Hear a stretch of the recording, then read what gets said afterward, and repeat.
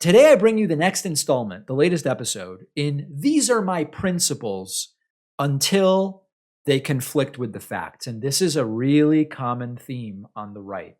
When there is a shooting involving a Black or Muslim perpetrator, or a violent protest with property damage, or some horrible murder, the right is very quick to say it's about the parents. Blame the parents. Single parent households are to blame. Liberal households are bad for not instilling the right values in these perpetrators. Parents, parents, parents. And then we have a situation where the parents are really to blame and have been criminally charged. And now the problem is the school where the shooter went. What? This is beyond parody, but it's what they're doing. When this horrible school shooting took place in Oxford, Michigan, the parents of the teenager who committed the shooting have actually been charged for involuntary manslaughter, and then they went on the run. Police eventually found them. They've now been arraigned, formally charged. They are being charged because of the allegedly unrestricted access that their son, the shooter, had to the gun that he's accused of using in the shooting. Finally, we're holding the parents accountable, right? Fox News and right-wing media should be cheering and saying, we are so glad that finally the focus is on the family. And oh, they're not? No. Here is Fox News host Judge Jeanine Pirro saying, we've got to blame, I hope you're sitting, we have to blame the liberal school personnel at the school for this shooting. You really can't write this stuff. And then there's Oxford, Michigan, with Ethan Crumbley, who shot and killed 4 students and injured 7 others, including a teacher. For no reason, because liberal school personnel should have known Crumbley had a gun, or at least had access to one, but never bothered to ask. The very reason they told his parents to come to class instead of suspending him immediately, and then they let him go right back into class. So this time, it was the fault of the school workers who didn't act to take away the gun from their kid. This time, it's the school workers' fault.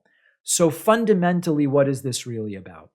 It's about the parents being Trump-supporting right-wing nuts. There's no reason to mince words. There's no reason to pretend it's anything else. The Michigan school massacre suspect's mother wrote a letter to Trump, praising Trump for his support of gun rights, gushing about her ability to be a realtor and have her guns with her. She praised Trump for the border wall. She complained about parents at other schools where the kids come from illegal immigrant parents and don't care about learning, as she said. That's what this is about. The principle of look to the family, look to the parents, that they so dearly cling to when it's convenient, flies away like dandelion spores once the principle is no longer convenient the way it is here, because the parents are Trump supporters. That's all it is. And this is another reason why I encourage you not to get sucked into the principles black hole with these right-wingers. Something I've experienced so often when I take calls from the audience and in other situations is, David, please tell me where you are on the principles of this or that. I'm for freedom, family, and non-aggression. Those are my principles. Great. How do we solve climate change on the basis of your principles? And it goes nowhere. Principles are valuable in creating a baseline for solving real-world problems and figuring out specific situations.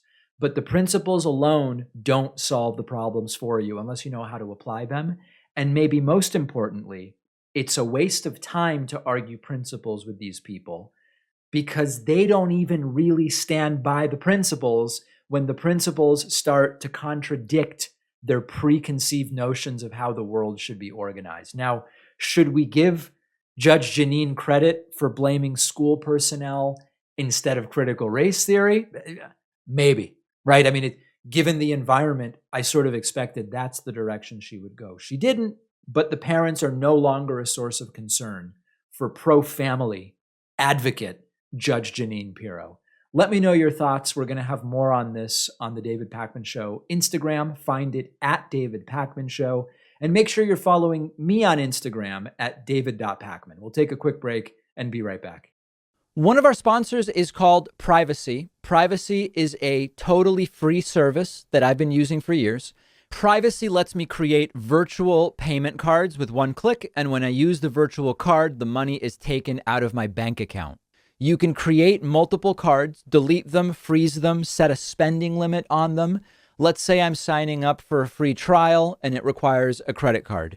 Privacy will autofill a virtual card number, and then after signing up, I can delete that virtual card. So I know I'm not going to be charged again. Something really useful and very practical. Or let's say I'm ordering food over the phone, but I left my wallet somewhere. I don't have my real credit card on me.